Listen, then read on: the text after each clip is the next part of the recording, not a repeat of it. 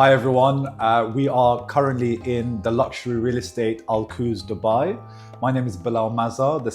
I'll let you introduce yourself. Yeah, so I'm Mohammed Hussein, mortgage advisor and director of Mortgage Advice Bureau in Birmingham. So I've been in the industry for 20 odd years, but a lot of my clients are asking about properties in Dubai. How do we purchase a property? So I'm here with all their questions and to ask you all the questions that they want. I'm here to answer all your questions. Thank you. Right, so a lot of my clients, Bilal, asking why Dubai, but how can you help my clients? So if I answer your first question, why Dubai? I mean, why not Dubai? Yeah, if you look at all around the world at the moment, real estate, in major cities, the UK, America, everything is kind of stagnant. It's slower, whereas in Dubai it's the complete opposite. Since COVID, everything is going up. Property prices are going up. Investors are making money, whereas investors in the UK or investors in other countries, major countries or major cities, they're not, making much capital appreciation. Dubai is still a new city, but there's so much potential. There's so much development, government initiatives going on at the moment. For investors to actually capitalize on that. Population is also growing, so there's a lot of opportunities. To answer your second question, how I could assist, I'm essentially a broker, okay? So what that essentially means is I work with all developments. I do A to Z real estate, which means I could assist your clients with purchasing off-plan, secondary market. I could assist them with rentals, property management, A to Z, anything to do with real estate, I could assist them.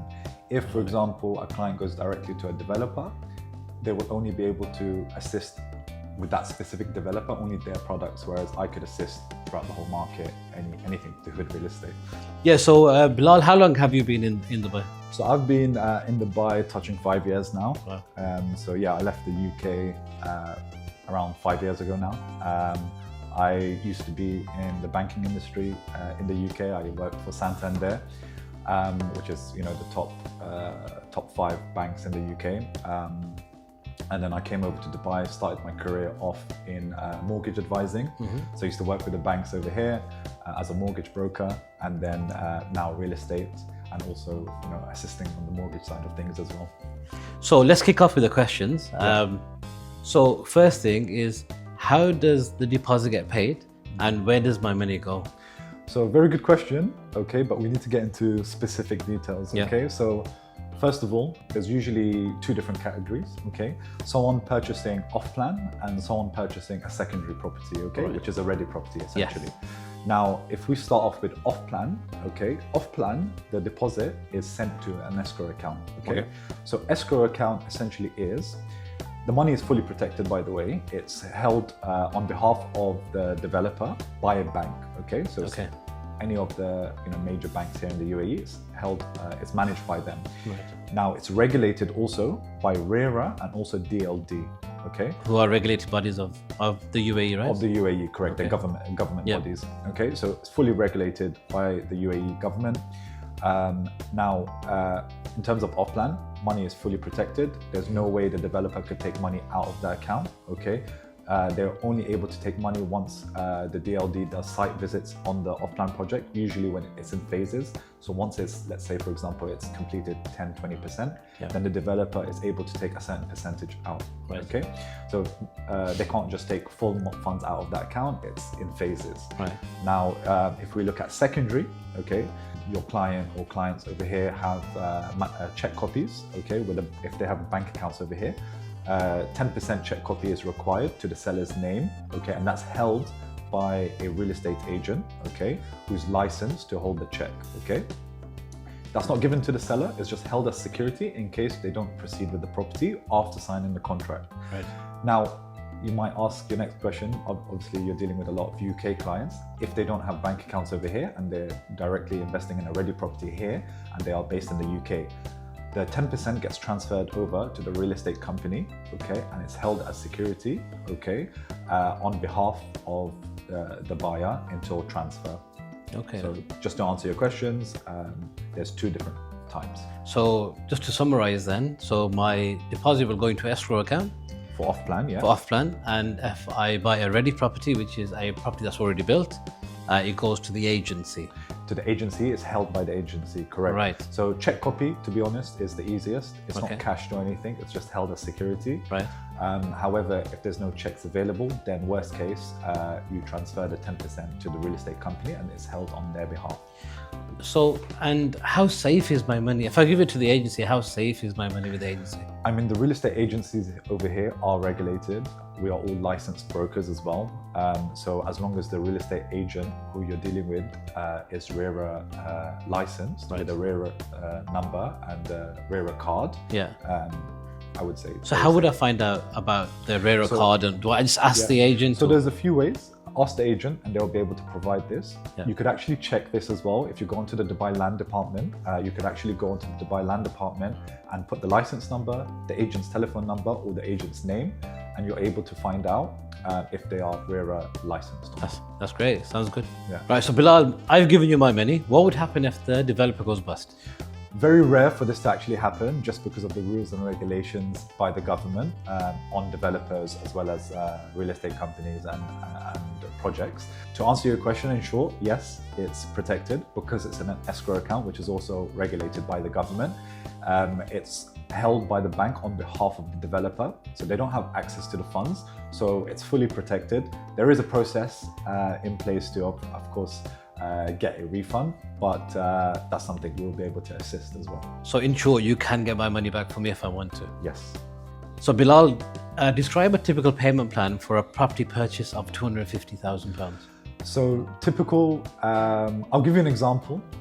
Every developer has their own unique payment plan, but let's just say on average, the payment plans are 60-40. What does 60-40 actually mean? Let's say 20% down payment plus your government fees, which is 4%. Okay, it's essentially the stamp duty in the UK. So 20% plus 4%, okay, that's your first payment. Then you follow the payment plan. Let's say, for example, the process is, the construction period is 3 years. So you pay 20% down payment, let's say year 2, another 20%, year 3, another 20%. That is 60%. Then at handover, if there's no post-handover payment plan, 40% is due. So 60-40, 80-20, 50-50, but what that essentially means is whatever the first number is, it's during construction, and the other is at handover. So what would happen if I can't pay my payment plan? What would happen to me? This totally depends on the developer and what is written in your terms and conditions on the SPA.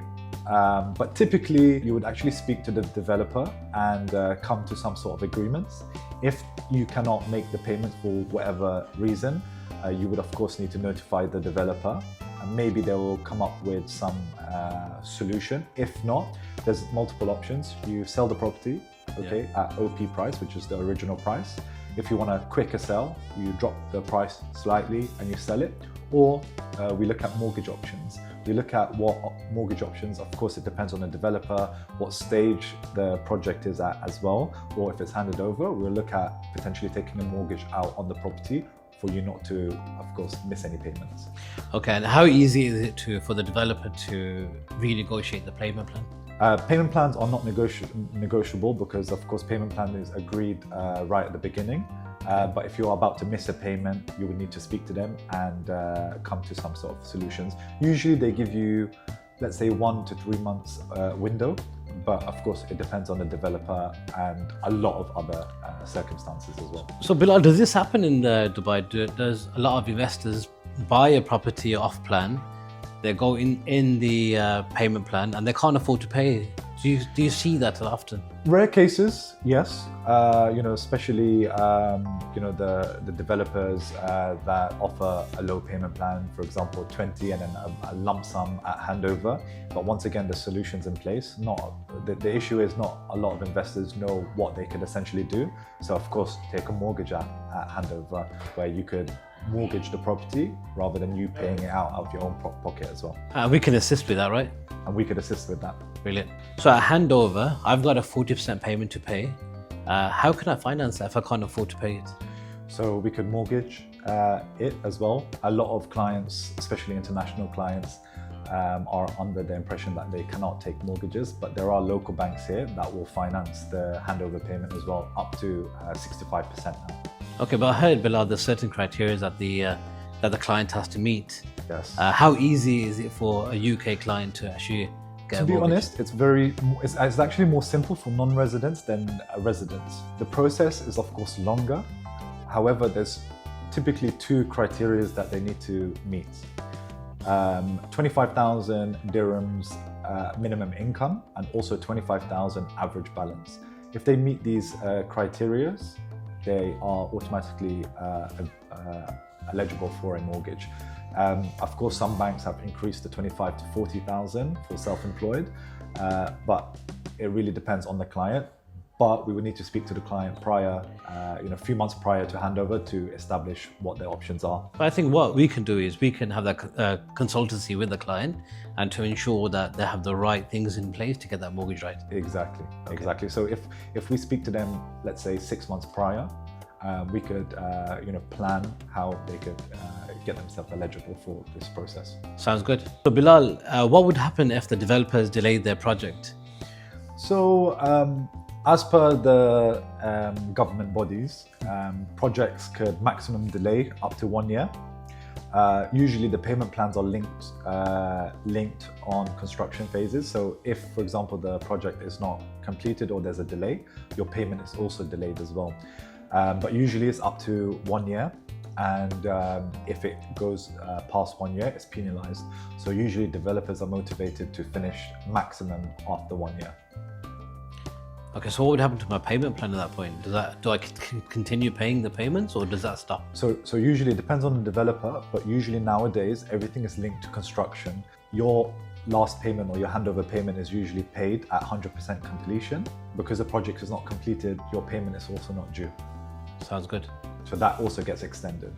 Right. So Bilal, say my project is completed, my property is completed. I have to rent the property out. Obviously you assist by renting the property out, but how would I get my rental income? Totally depends on yourself or on the client. There's multiple ways of doing this. The typical way of doing this is if the client has a local bank account, we receive a check and then you could deposit the check into your bank account. You could bank transfer the funds into your account, or we could bank transfer the funds into your local bank account in your home country. So for example, UK clients, we could transfer it directly into their bank accounts in the UK, or we could take property management and we could collect the rent on their behalf and we could send the money to whichever bank account they prefer. So is my rent paid yearly, monthly? How does that work? Yeah, so in Dubai is a bit different. Obviously in the UK it's per month. So essentially we call it 12 checks. Over here, all landlords or all investors prefer one check. So majority of the times rent gets paid in one check. So upfront 1 year in advance. But once again, it depends on the investor. Usually, typically the UK clients are more flexible because they are used to 12 payments. There's usually 1 check, 2 check, 4 check, 8 check, 12 check. So it really depends on the investor or the landlord. Oh, sounds good. So Bilal, a lot of my clients are asking, do they get a visa if they buy a property? Yes, as you know, the most popular visa right now is the golden visa. So golden visa is 2 million dirhams. If you have investments over 2 million dirhams, you'll be eligible for the 10-year golden visa. Now, the 10-year golden visa, you don't have to have full equity of 2 million. The rules just changed last year. So even if you have a mortgage, if the property price is above 2 million and you have a mortgage, as little as 20% equity of the 2 million, you'll still be eligible for the golden visa. Of course, a lot of clients will say, well, 2 million, I might not be able to afford. There is another visa as well. Golden visa is 10 years. There's also an investor visa. Right. Starting at 750 Which is how much in pounds, sorry? It's about 150,000 pounds. 150,000 pounds plus, you'll be eligible for a 2-year renewable investor visa. Right. And of course, with the visa, you'll be able to open local bank accounts as well. Okay, so once you become a resident, you have your Emirates ID and your visa, you'll be able to open bank accounts as well. If you don't have a visa here or Emirates ID, you can't open bank accounts, but you'll be able to open savings accounts. Okay, so not current accounts. And then you can deposit the money, the rental income into that account. Exactly, you could just deposit the rental income straight into your bank account here in the UAE, and if you would prefer to send it back to the UK or wherever, it's totally up to you. And so is it right that, look, if I open a bank account, I can use my card anywhere in the world? Correct, yeah. It's a normal debit card. So it's like a Visa debit, right? Visa debit card, contactless, put it on your phone and everything. Yeah. Just if you have the savings account, of course, that's not a debit card. It's just a cash card where you go to the ATM, withdraw cash. Whereas if it's a debit card, you could use it as normal. So how does the mortgage payments work? Will they be debited from my bank account? Yeah, so over here it's a bit different. Usually when you get a mortgage with a bank over here locally, you'll open a current account with them. Right. And it'll be debited from your current account from the bank. Okay. So Bilal, on a typical one-bedroom apartment, how much would I expect as rental income? I don't want to give you a specific answer because the price points are so different. But to give you an example, prices for one bedrooms in some areas, start at 40,000, and in some areas it goes up to 300,000. So it really depends on location, developer, what view you have. So it depends on a lot of criterias. But to give you an example of return on investment for investors, typically average in Dubai is 8 to 10% for long term, and short term is 10 to 12%. So a lot of the clients in the UK, if they're buying an apartment, it's leasehold, where they've got 99 years left on the lease. But in Dubai, is it freehold or leasehold? Freehold. Majority of the projects are freehold. So a lot of where our clients or where we recommend is totally freehold. There are some areas in Dubai that are leasehold, but let's just say it's all freehold, where we invest or clients invest. So in the UK, Bilal, we normally get a title deed to confirm the property is ours. In Dubai, what do we get? Exactly same thing. So you'll receive your title deed with your property documents and your name and your share of the property. If the property is under construction, so let's say off plan, you'll receive an Okud once you register the property at the Dubai Land Department, paying the 4% government fees. So it'll be an Okud. So Okud essentially is the title deed, but it's under construction. And once the property hands over, the Okud converts into a title deed. So essentially it's title deed. So who actually stores that title deed? Do we store it ourselves, or does a bank store it, or the... Dubai Land Department, so the government bodies over here, they would store it. So if I can actually go onto the government department and then print it off straight away? So it's actually quite easy. So we have something called the REST app. As an owner over here, you could log into the REST app. Once you log on to the REST app, you could download your title deed. Everything here is digital. So even if you transfer on a property, you receive a title deed, it's always via email anyway. So it's all digitalized. So you could download it from your REST app. So would you guys help me find a tenant? And how long does it normally take to find a tenant? So yes, we do the leasing side of things as well. Like I said, real estate A to Z, we assist, even with the property management side of things. So yes, typically depends of course on location and a lot of other factors, but typically 2 to 4 weeks you can find a tenant. Brilliant. And do I need to be in the country? You actually don't need to be here. Everything could be done remotely. So contracts could be signed remotely as well. So you as a landlord or investor, you don't even need to be here. So thank you, Bilal. That's really informative for my clients in the UK. I've answered the majority of my questions. So what's next? So what's next is we'll put our contact details below here, and a consultation is what's next. So if you have any clients, they could register with yourself or they could register with us. We'll have an initial consultation, free consultation of course, with the client to establish what they're looking for. Thank you, Wasim, for coming all the way here to Dubai for this Q&A. Always a pleasure to see you. And I think we'll leave it there.